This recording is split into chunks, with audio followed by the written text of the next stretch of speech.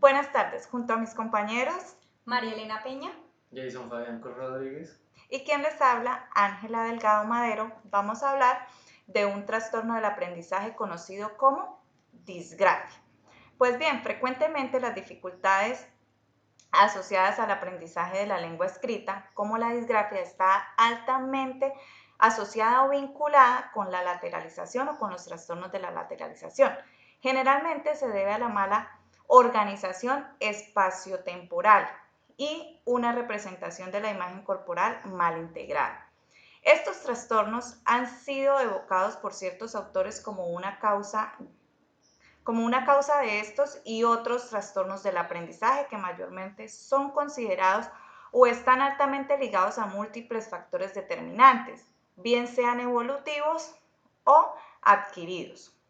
Donde los evolutivos se dan en personas que están aprendiendo a escribir.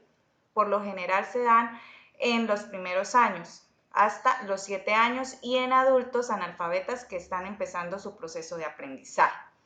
Y las adquiridas pues se deben a causas relacionadas con lesiones cerebrales. Bueno, eso lo explicaremos más adelante. Es así como es necesario que hablemos de la conceptualización, teorías explicativas, tipos de disgrafia, características clínicas. Bien, la contextualización. Es un trastorno de aprendizaje ligado específicamente con la escritura, dificultando el trazado de las letras, los enlaces y en general con lo escrito. Este trastorno se puede presentar en niños normales viéndolo desde el punto de vista intelectual, donde no se evidencian dificultades neurológicas. En la mayor parte de los casos, esta dificultad impide que se escriba de manera legible, ordenada. La letra se puede ver o muy grande o muy pequeña, donde difícilmente se respeta la línea del renglón. Estas personas no escriben con una velocidad normal, son un poco más lentas. Habiendo dicho esto, pasamos a hablar de las teorías explicativas. Bueno, acá tenemos la representación de un cerebro que ha sido o que ha pasado por alguna lesión cerebral y un cerebro totalmente sano. Anteriormente mencionábamos que las disgrafias pueden ser evolutivas o adquiridas. Pues bien, como sabemos, debido a que la escritura es una actividad compleja, especialmente la escritura productiva, son muchas las áreas cerebrales implicadas.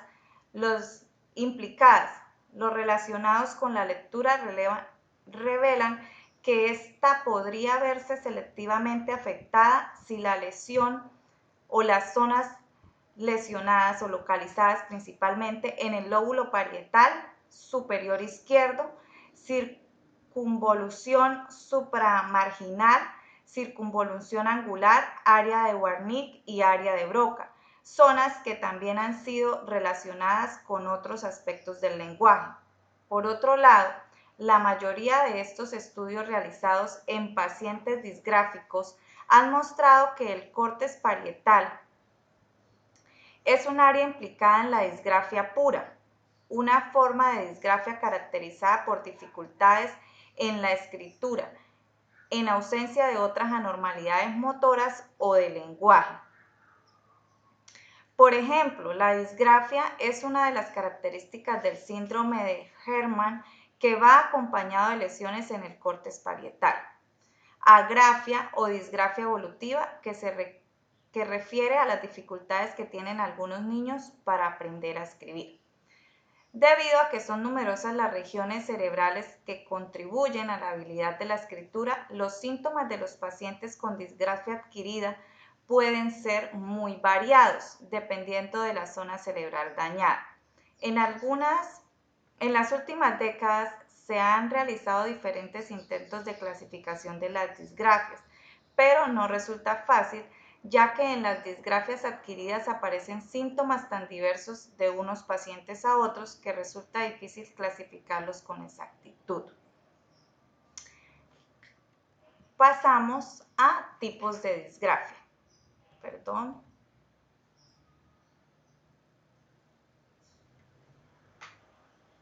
Como decíamos anteriormente, la disgrafia es esa dificultad de expresión escrita. De este trastorno se clasifica como se puede observar en la presentación. Clasificación neurológica, agrafia afásica, se clasifican según el efecto lingüístico básico asociado con la agrafia. Agrafia en la afasia de Broca.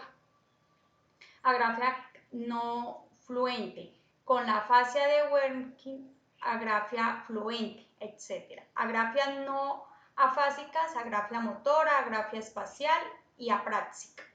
La clasificación psicolingüística están agrafias centrales, agrafia léxica superficial, agrafia fonológica y agrafia profunda. Agrafias periféricas, agrafia espacial aferente y agrafia aprásica.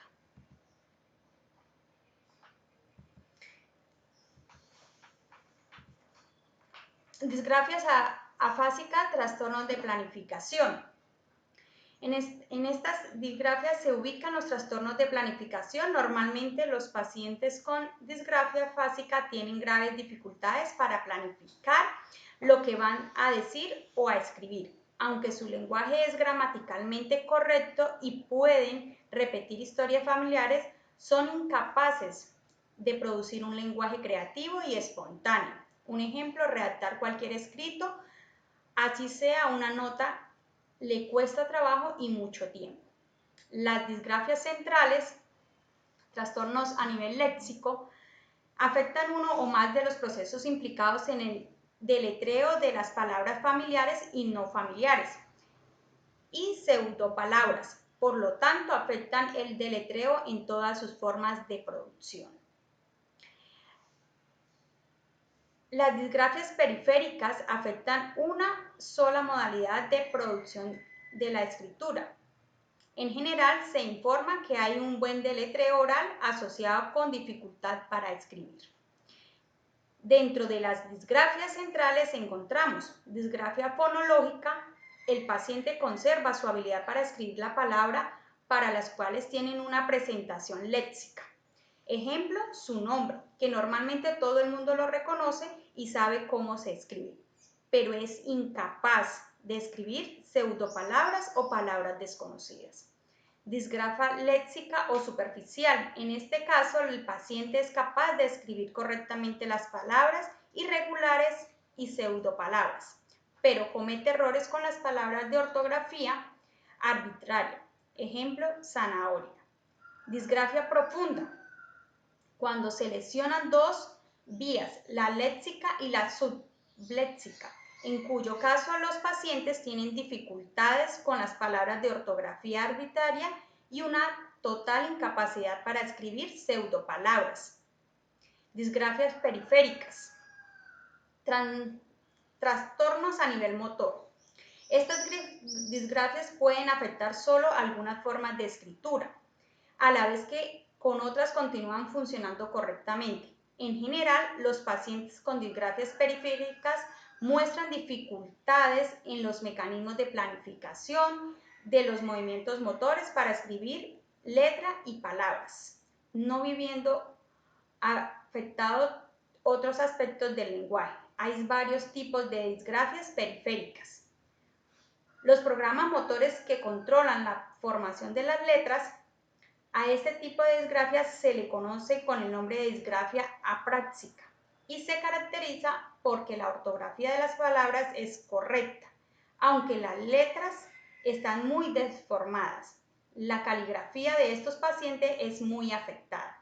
Otro trastorno bien conocido es el que se produce por la alteración de los procesos perceptivos por ausencia de información visual y kinética de los movimientos que se ejecutan al escribir. La escritura a mano es una destreza que exige una alta precisión en los movimientos y cuando por alguna razón hay impedimentos para guiar y corregir esos movimientos, aparecen trastornos en la formación de las letras. A este tipo de trastorno se le denomina disgrafia aferente y sus principales síntomas son las dificultades para mantener las letras dentro de una línea horizontal y la tendencia a omitir y duplicar rasgos y letras. Antes de hablar de las características clínicas, podemos enfatizar en el término disgrafia, el cual incluye todas las dificultades específicas de la escritura, aunque dentro de estas existen problemas muy diversos que no parten de la misma naturaleza ni tampoco comparten los mismos síntomas. En los niños la disgrafia se manifiesta a través de síntomas diversos que aparecen desde el inicio de la escolarización y aumentan a medida que avanza la escolarización.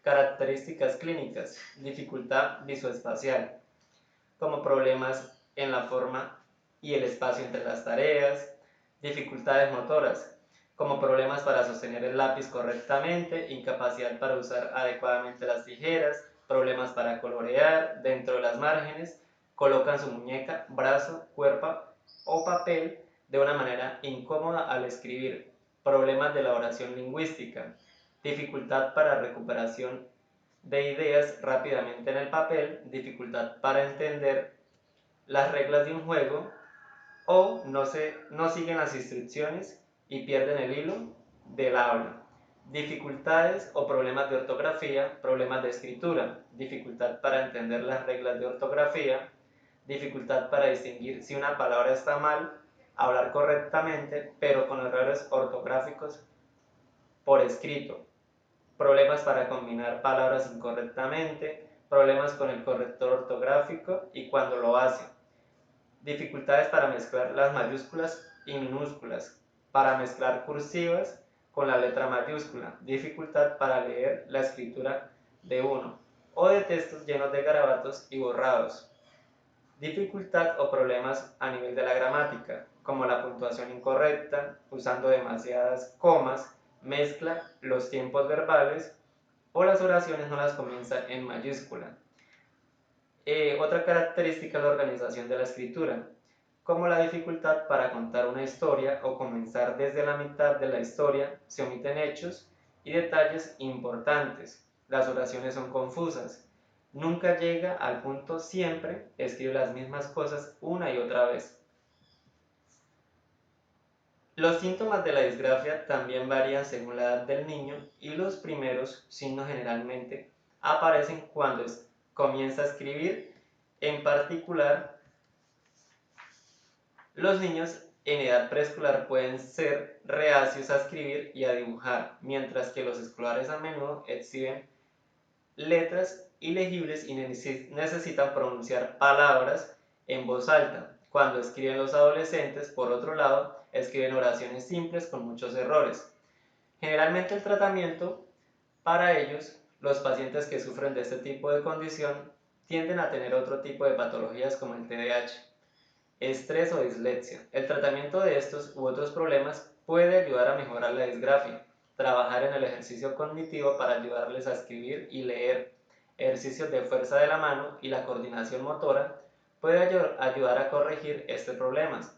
Los expertos en terapia ocupacional trabajan en ayudar a los chicos y aprender la posición del brazo y la postura corporal correcta para escribir, además de ayudarles en las tareas escritas.